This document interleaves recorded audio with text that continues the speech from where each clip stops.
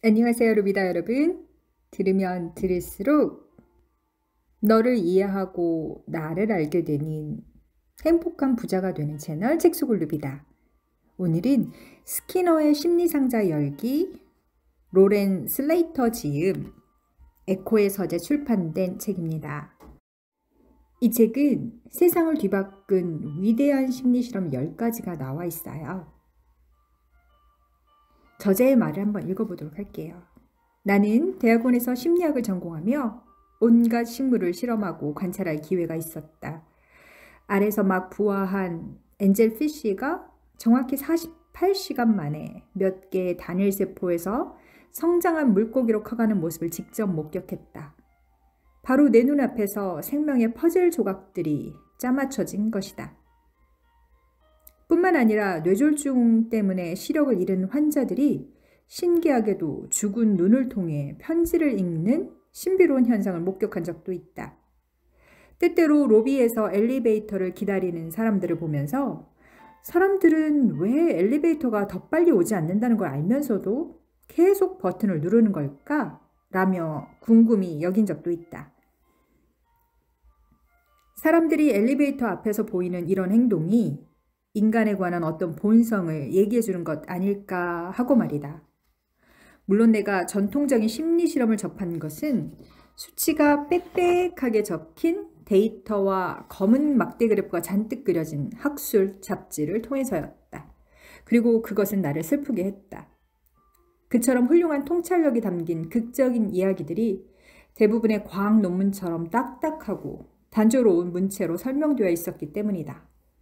그것은 주제와 욕구, 줄거리, 그리고 역사가 살아있는 사실적 내러티브가 전해줄 수 있는 것을 조금도 전달하지 못했다. 바로 이것이 인간이다 라고 보여주지 못한 것이다. 결국 사람의 인생이란 데이터 값이나 기대값, 변수와는 같을 수 없지 않은가. 그것은 흡수되고 변형되고 다시 씌어지는 이야기이다. 우리는 이야기 형식으로 들을 때 그것을 가장 온전하게 이해할 수 있다. 나의 소망은 여기 소개되는 심리 실험들이 이야기 형식으로 전달되어 독자들이 좀 더 완전하게 받아들이는 것이다. 따라서 나는 인간이란 무엇인가, 인간을 인간답게 만드는 것은 무엇인가, 진정 인간은 우리 인생의 주인인가, 도덕적이라는 것은 무엇을 의미하는가, 자유롭다는 것은 어떤 의미인가? 등 인간에 관한 가장 대담한 질문들을 대담한 방식으로 제기하여 세상을 놀라게 한 20세기의 심리실험 10가지를 골랐다. 자, 그 중에서 세 번째, 엽기 살인사건과 침묵한 38명의 증인들, 달리와 라타네의 사회적 신호와 방관자 효과 보겠습니다. 1964년 뉴욕에서 희한한 범죄가 발생하여 존 달리와 밥 라네타라는 두 명의 젊은 심리학자들이 증인의 행동을 조사하기 위해 나섰다. 두 사람은 유대인이었고 그들의 연구가 직간접적으로 독일의 나치와 아무런 연관성이 없었지만 인간의 이타적인 행위를 연구한 그들의 실험은 결과적으로 20세기 서구 사람들이 강박적으로 고민하던 문제, 즉 홀로코스트를 이해하는 데 보탬이 되었다. 달리와 라타네는 어느 누군가의 도움을 청하며 소리를 지를 때 사람들이 어떤 조건 하에서는 그 요청을 무시하고 또 어떤 조건 하에서는 동정을 베푸는가를 테스트하는 일련의 실험들을 고안했다. 그들의 실험은 표면적으로는 밀그램의 실험과 유사해 보였지만 사실상 크나큰 차이가 있었다. 밀그램이 단 하나의 권위에 대한 복종을 관찰했다면 달리와 라네타는 그와 반대로 집단적 위기 상황에서 책임을 질 권위자가 없을 때 어떤 일이 일어난지를 지켜보았다. 사건이 벌어진 것은 1964년 3월 13일 금요일, 그러니까 실제로 13일의 금요일이었다. 뉴욕주 퀸스 지역의 이른 새벽 공기는 춥고 축축했다. 불어오는 바람 속에 눈 냄새가 함께 실려왔다. 그날 새벽에는 흔히 키티라고 불리던 캐서린 제노비스라는 한 여성이 지배인으로 일하던 술집에서 야간 당번을 마치고 귀가하던 중이었다. 나이가 28살인 제노비스는 펑크 스타일의 검은 머리에 얼굴선이 가냘프고 장난스러운 표정을 한 날씬한 여성이었다. 그녀는 차를 몰고 혼자 살고 있는 아파트 옆 주차장으로 들어갔다. 그녀가 주차장 안에 차를 주차시키고 밖으로 걸어 나왔을 때가 새벽 3시였다. 그녀는 아파트 건물을 향하여 발걸음을 처음 떼자마자 수상쩍어 보이는 덩치 큰 한 남자를 보았다. 그녀는 재빠르게 방향을 틀어 도로 구석에 있는 경찰 호출 상자를 향해 갔다. 하지만 그녀는 호출 상자에 이르지 못했다. 나중에 윈스턴 모즐리라고 신원이 밝혀진 남자가 그녀의 등에 칼을 깊숙이 찔렀던 것이다. 그녀가 남자의 얼굴을 보기 위해 몸을 돌렸을 때 그는 내장 깊숙한 곳을 다시 한번 칼을 찔렀다. 그녀의 몸에서 피가 흘렀다. 그녀가 분명한 목소리로 외쳤다. 세상에, 이 남자가 칼로 날 찔렀어요. 도와주세요. 도와주세요. 그러자 동네 사람들 집에 불이 켜졌다. 모즐리는 자신을 내려다보는 사람들을 쳐다보았다. 하지만 그의 법정 진술에 따르면 집집마다 불이 켜지기 시작했지만 사람들이 계단 아래로 내려올 것 같다는 느낌은 들지 않았다고 했다. 어떤 사람이 아래로 내려오는 대신 그 여자를 내버려 두시오! 라고 소리를 질렀다. 그때 범인은 그 자리에서 도망을 쳤고 몸의 여러 군데가 칼에 찔린 제노비스는 몸을 이끌고 어느 서점 문 앞에 가 드러누웠다. 그러자 아파트의 불빛이 꺼지기 시작했고 거리는 조용해졌다. 자신의 자동차가 있던 곳으로 가던 범인은 거리가 조용해지고 창문이 어두워진 것을 보고는 범행을 마저 끝내기로 결심했다. 그는 그에 앞서 자신의 차문을 열고 스타킹을 찾아 얼굴에 뒤집어 쓴 후 거리를 뒤지고 다니기 시작했다. 그러다가 마침내 피투성이가 된 몸을 웅크리고 있는 여자를 찾았다. 그는 칼로 다시 그녀를 난도질하기 시작했다. 그녀의 목과 몸에 칼을 대고 쭉 그었다.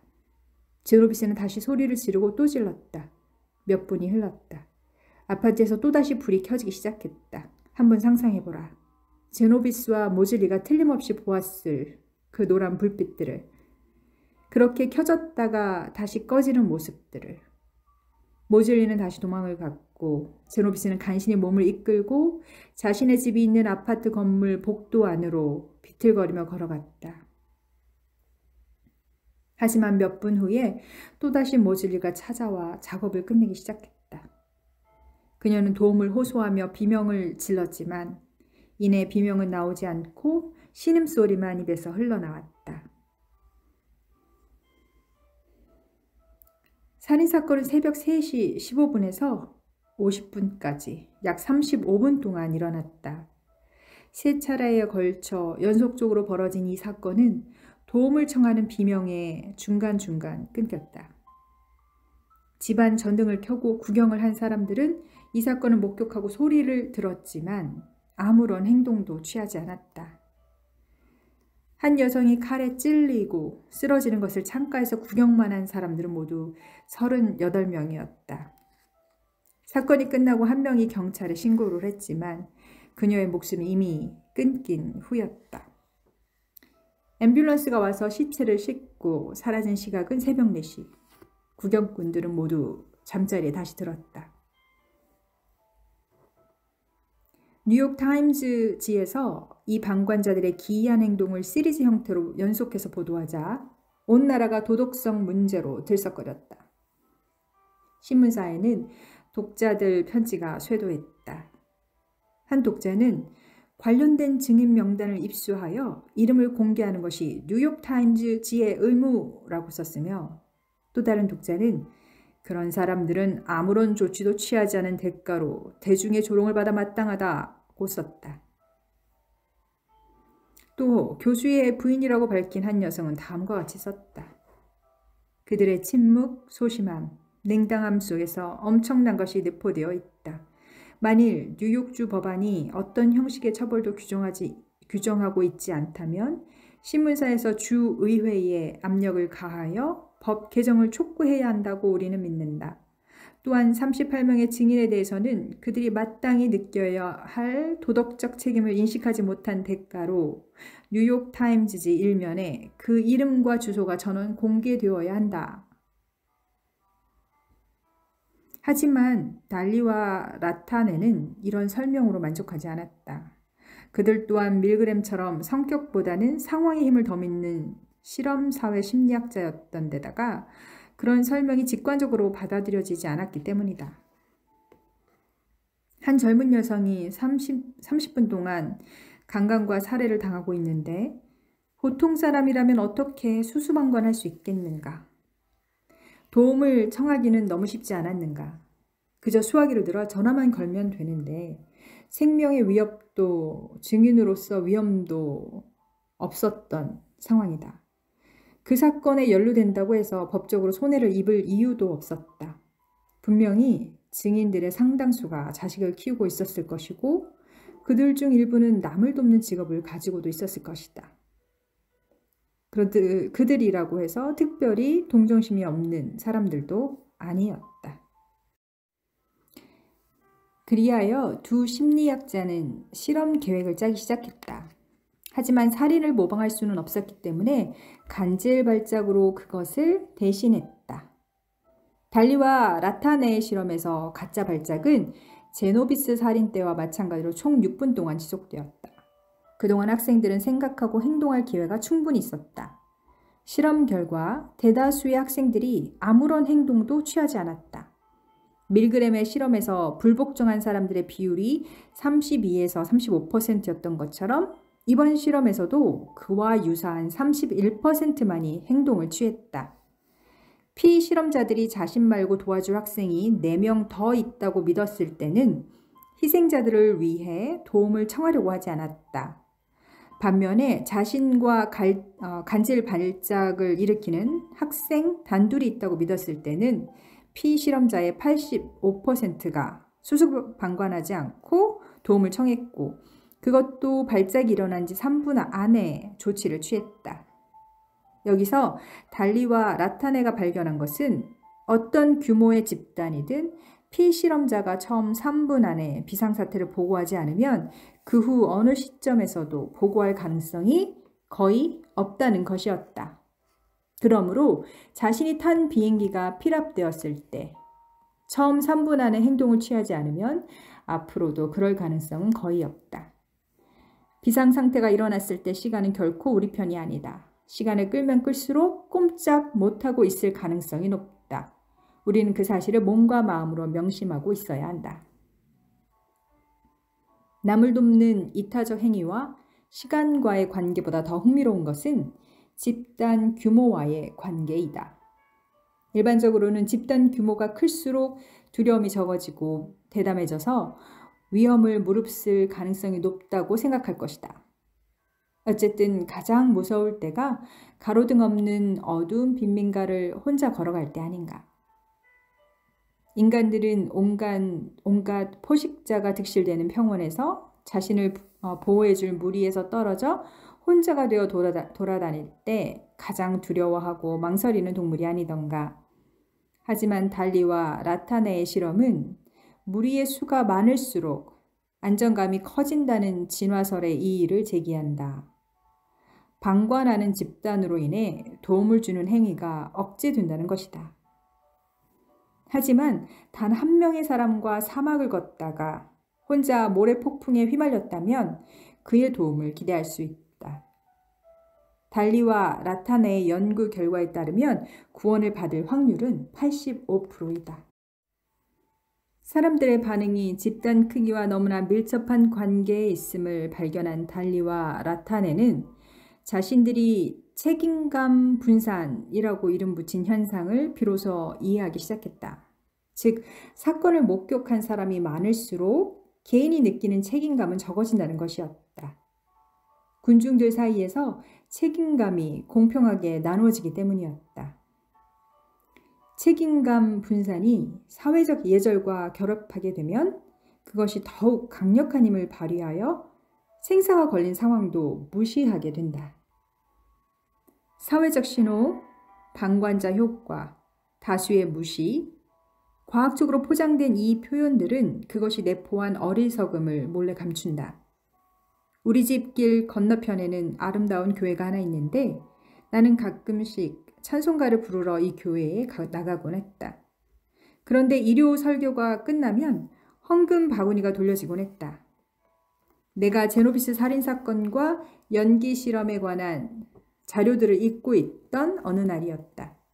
예배에 참석했다가 바구니가 1열에 앉은 첫 번째 사람에게 도착하기 전에 꼬깃꼬깃 접혀진 1달러 지폐들이 무더기로 놓여있는 것을 목격했다.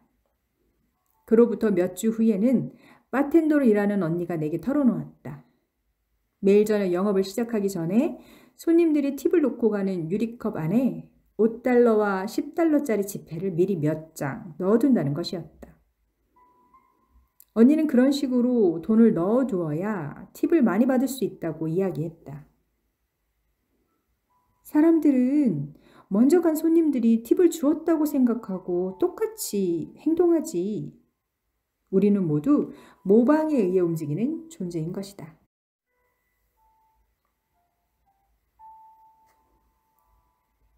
다음은 사랑의 본질에 관한 실험, 해리 할로의 애착 심리학.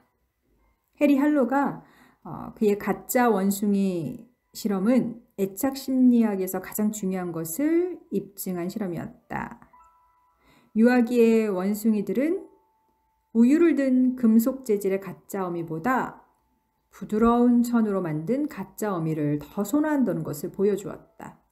그리고 이 연구 결과를 토대로 스킨십과 관련한 모든 과학이 탄생했다. 수많은 장면이 촬영된 그의 섬뜩한 실험은 우리 인생에서 근접성의 힘이 얼마나 중요한지를 강조한다. 붉은 털 원숭이는 인간과 94%의 유전자를 공유하고 있다. 이것을 달리 표현하면 인간의 94%는 붉은 털 원숭이, 나머지 6%는 인간이라는 의미이다.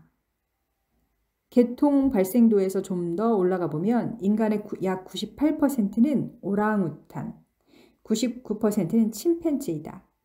그러니까 인체의 극소량만이 순수한 인간인 것이다. 심리학 연구자들이 오랫동안 유인원 실험에 강하게 이끌린 것도 바로 이러한 이유에서이다. 할로는 원숭이 실험을 하기 위해 철사 절단기와 마분지로 만든 원기둥, 뜨거운 코일, 강철목과 부드러운 천을 찾았다. 그는 철사 절단기를 이용해서 철사로 어미 모형을 만들고 아무 데서나 구할 수 있는 작은 네모 상자로 몸통을 붙이고 배 앞쪽에 딱딱한 유방을 하나 달아놓았다. 강철로 만든 젖꼭지 안에는 작은 구멍이 뚫려 있어서 그 사이로 젖이 흘러나오게 했다. 그리고 나서 마분지로 만든 원기둥 위에 천 수건을 입혀 폭신한 가짜 어미를 하나 더 만들었다. 실험은 시작되었다. 연구자들은 갓 태어난 붉은 털 원숭이 새끼들을 골라 2마리의 가짜 어미와 함께 우리 안에 집어넣었다. 하나는 먹이가 풍부한 철사 어미였고 또 하나는 젖이 텅 비었지만 상냥한 미소를 지닌 천 어미였다. 조수들은 실험실에서 벌어진 충격적인 사건들을 상세히 기록했다. 새끼를 잃은 친어미들은 새끼를 도난당한 사실을 알고 비명을 지르며 우리의 머리를 거세게 부딪혔고 격리된 우리 안에 내던져진 새끼 원숭이들은 증기기관차 지나가는 소리를 냈다. 시간이 흐를수록 동물들의 두려움은 커져갔고 실험실은 악취로 가득했다. 근심에 쌓인 원숭이들이 똥을 쌌기 때문이다. 이때 할로는 놀라운 장면을 목격했다. 며칠 지나지 않아 새끼 원숭이들이 더 이상 존재하지 않는 친어미 대신 천을 두른 가짜 어미에게 애정을 느끼게 된 것이다. 새끼들은 천 어미에게 매달리고 위로 기어다니고 작은 손으로 얼굴을 만지고 살짝 깨물고 배와 등 위에서 몇 시간을 보냈다. 하지만 천 어미에게는 먹이가 없었기 때문에 배가 고플 때마다 젖이 달린 철사 어미에게 잽싸게 달려가 허기진 배를 채웠고, 그러고 나면 다시 말랑말랑한 천 어미에게 달려갔다.